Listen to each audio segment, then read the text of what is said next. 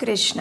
परम भगवान श्री कृष्ण को प्रिय इस कार्तिक मास के अंतिम दिन की कथा में आप सबका स्वागत है। हमारे शास्त्रों में बताया गया है कि जिस प्रकार समस्त नदियों में गंगा नदी सबसे पवित्र मानी जाती है, उसी प्रकार सभी मासों में कार्तिक मास श्रेष्ठ माना गया है। जो भी व्यक्ति इस कार्तिक मास में प्रातः काल में स्नान करके भगवान श्री हरि के समक्ष दीपदान करता है, उनकी पूजा आराधना करता है, वो निश्चित रूप से विष्णु लोक को प्राप्त करता है। इस पवित्र कार्तिक मास में जो भी पुण्य कार्य, आध्यात्मिक या फिर साधना की जाती है, उसका फल अक्षय बना रहता है। इतना ही नहीं, उसका पुण्य फल 1000 गुना अधिक प्राप्त होता है। इस मास में की गई कथा का श्रवण भी मनुष्य को अनेक गुना अधिक फल प्रदान करता है और इसीलिए इस पवित्र कार्तिक मास में अधिक से अधिक भगवान श्री हरि की कथाओं का श्रवण, कीर्तन और पठन करना चाहिए। और इसी उद्देश्य के साथ हमने संपूर्ण कार्तिक मास में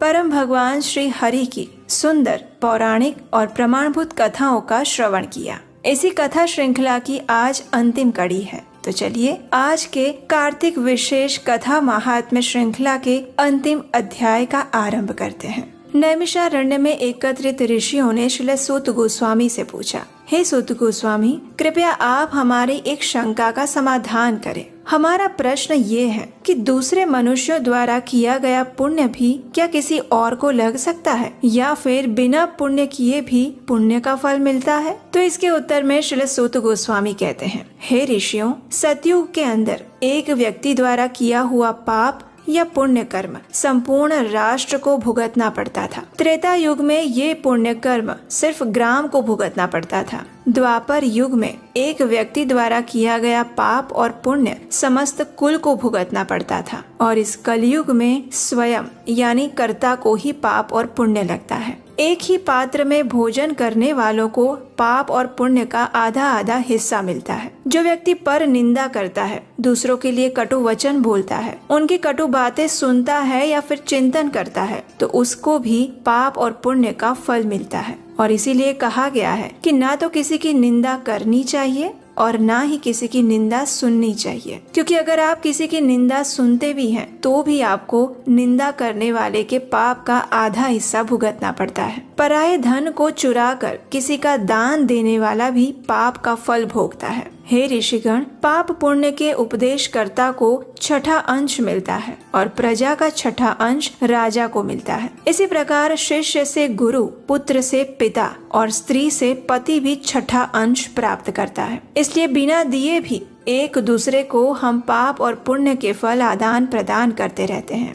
हे ऋषिगण, इससे संबंधित एक प्राचीन कथा है। अब मैं आपको वो कह सुनाता हूँ, ध्यान से सुने। उज्जैनी नगरी में एक समय धनेश्वर नाम के एक ब्राह्मण रहता था। ब्राह्मण के वास्तविक कर्म क्या होते हैं, उसके नियम क्या होते हैं, इन सभी बातों से वो अनभिज्ञ था। वो सदैव गलत कार्यों में लगा रहता, जुआ खेलता, मदिरा पान करता, पशुओं को मारकर उनकी खालें बेचता और वेश्याओं के पास जाता था। इस प्रकार उसने अनेक पाप कर्म किए थे। एक समय वो माहिष्मती नगर में अपनी वस्तुओं का क्रय विक्रय करने के लिए गया और उस स्थान पर वो 1 मास तक रहा। और इसी बीच में एक दिन उसने नर्मदा नदी के तट पर ब्राह्मणों का पूजन और संध्या के समय दीपदान का महोत्सव देखा। अब संयोगवश क्या हुआ कि उसी रात्रि को उस ब्राह्मण को सर्प ने काट लिया। ये देखकर लोगों ने तुलसी युक्त नर्मदा का जल उसके मुख में डाल दिया और कुछ ही देर बाद उसकी मृत्यु हो गई। धनेश्वर को लेने के लिए यमदूत आए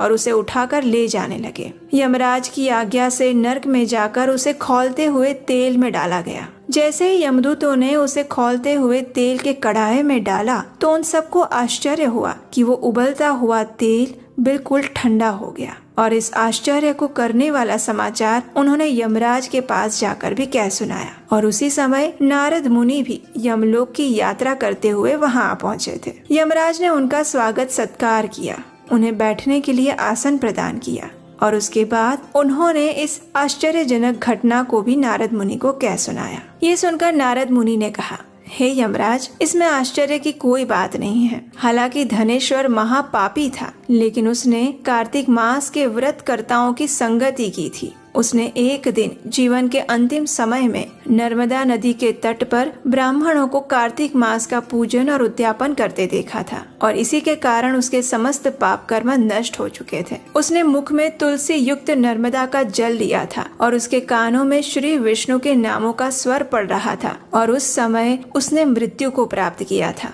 और इसी के परिणाम स्वरूप वो वैकुंठ का अधिकारी बन चुका था। जब नारद मुनि ने ये सारा वृत्तांत यमराज को कह सुनाया तो यमराज भी अत्यंत प्रसन्न हुए और इतना कहकर नारद मुनि ब्रह्मलोक की ओर प्रस्थान कर गए। इस कथा का समापन करते हुए श्रील सूत गोस्वामी ने कहा, हे ऋषिगण, वही धनेश्वर ब्राह्मण बाद में कुबेर का अनुचर धन यज्ञ हुआ, जिसके नाम से अयोध्या नगरी में भगवान गदाधर के नाम से विख्यात तीर्थ भी हुआ। और इस प्रकार कार्तिक मास के व्रत के प्रभाव के कारण समस्त पापों का शमन होता है। इस प्रकार श्रील सूत गोस्वामी ने नैमिषारण्य में एकत्रित हुए ऋषि मुनियों को कार्तिक मास के संपूर्ण महात्म्य की अनेक कथाएं सुनाई और अंत में मनुष्य पाप और पुण्य का भागीदार कैसे होता है उस विषय में भी ज्ञान प्रदान किया। इन समस्त कथाओं को पूर्ण करके उन्होंने तुलसी विवाह की विधि का भी वर्णन किया और इस प्रकार श्रील सूत गोस्वामी के मुख से कार्तिक मास के महात्म्य की कथा श्रवण करके समस्त नैमिषारण्य के ऋषियों ने धन्यता का अनुभव किया और उन्होंने भी आने वाले कार्तिक मास का दृढ़ता पूर्वक पालन करने का संकल्प लिया।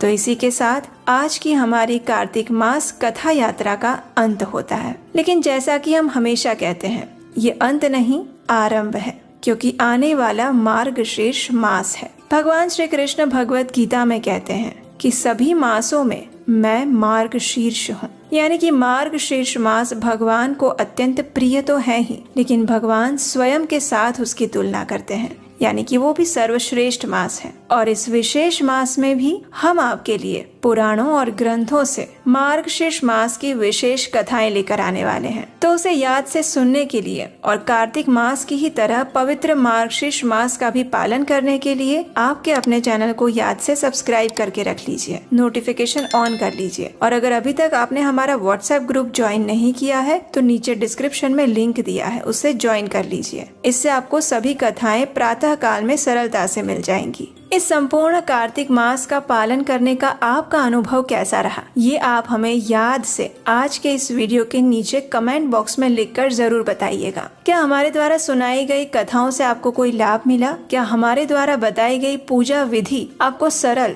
और व्यवहारिक लगी? क्या हमारे द्वारा दी गई जानकारी आपको प्रमाणभूत लगी? इन सभी चीजों को आप हमारे साथ शेयर कीजिएगा। आपके उत्तर सुनने की हम प्रतीक्षा करेंगे। इस कार्तिक मास की तरह ही आने वाले समय में हमारे सनातन संस्कृति की धरोहर को प्रमाणभूत रूप से आगे बढ़ाने के लिए आप हमें इस प्रचार कार्य में सहायता कर सकते हैं। बहुत आभारी हैं और हम परम भगवान श्री कृष्ण से यही प्रार्थना करते हैं कि वे आप सभी को आपके परिवार के साथ हर प्रकार की सुख, समृद्धि, शांति और स्वास्थ्य प्रदान करें और उसके साथ साथ उनकी शुद्ध भक्ति भी प्रदान करें, जो कि हमारे जीवन का वास्तविक लक्ष्य है। क्योंकि ये भौतिक संबंध और भौतिक संपत्ति कुछ ही समय तक सिर्फ इसी जन्म में हमारे साथ रहेंगे, लेकिन परम भगवान श्री कृष्ण की शुद्ध भक्ति सदैव हमारे साथ बनी रहेगी और वही हमें इस जन्म मृत्यु के चक्र से मुक्त करने में सहायक बनेगी। तो चलिए आज की इस कथा को यहीं पर विराम देते हैं और हम आपसे मिलेंगे मार्गशीर्ष मास की